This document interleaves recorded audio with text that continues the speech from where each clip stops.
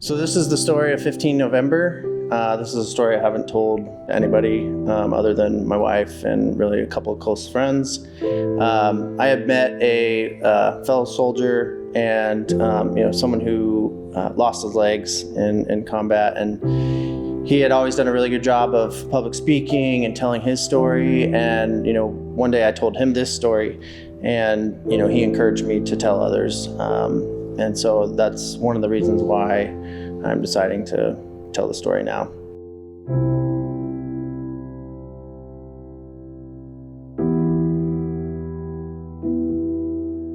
I served in the Army with the 101st Airborne Division Air Assault from 2002 to 2007. And during my time, I was deployed to Iraq twice. The first time was for the initial invasion in 2003. And during that first deployment, we did missions called Air QRF missions. And these are just quick reaction forces that we'd go up in a helicopter and patrol around the city. And if something happened, they would put us down and we would handle that situation. During one of the patrols, two Black Hawk helicopters collided with each other. We lost 5 soldiers, and that crash happened on 15 November 2003. That wasn't the only loss we had in that deployment, but it was obviously the most significant given the amount of life lost in one incident. So we came back and really were training for a whole year just to go back again. And in 2005, we received orders to go back to Iraq, this time to a city called Taji. And Taji was known for violent ambushes and IED attacks. IEDs are improvised explosive devices. We had a Humvee that happened to roll over the top of an IED, and it was detonated directly underneath the vehicle. And in that incident, we lost 4 soldiers. So it wasn't until later on that evening that I realized that this incident happened also on 15 November 2005. And obviously, any loss of life is difficult in a combat situation, but when you lose multiple people, and then for our unit, having it happen on the same day, 2 years later from the time we lost another large group of soldiers, was really had a really negative impact on many of us in the unit. So I came back from that deployment, and it was time for me to get out of the military. Reintegrating, back into civilian life was difficult, especially having seen, some of the things that I've seen. And, so that was always an issue, but, things started to get better. I met my beautiful wife, Laura.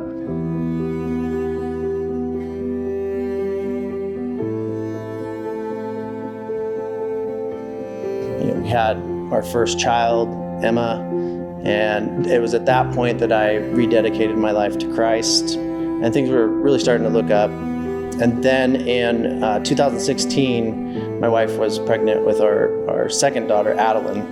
Adeline was born on Leap Day, February 29th, 2016. But that date is more significant to me because I was also born on Leap Day.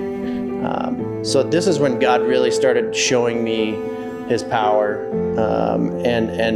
but I had no idea at the time. I really just thought it was cool, that I had a daughter that we shared a birthday with, and it was Leap Day. A little over a year later, my wife was pregnant with our third daughter, Callie. And this was in 2017, and this is when God really started working and showing me His true redemption. Callie was born on 15 November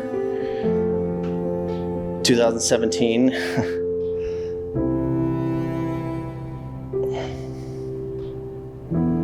And so, obviously, God had shown me that a day that was filled with death and tragedy.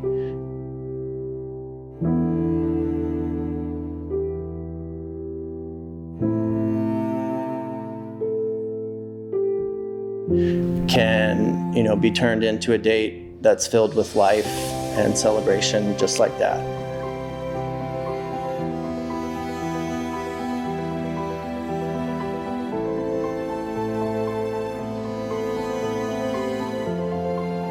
no matter what, we're going through, we think at the time that we're going through it, that, we're always going to be scarred from that, or, it's always going to linger around and bother us, or whatever the case is. And why I wanted to tell the story is that that's not true, right? Like, God has you in the palm of his hand, even when you don't know it.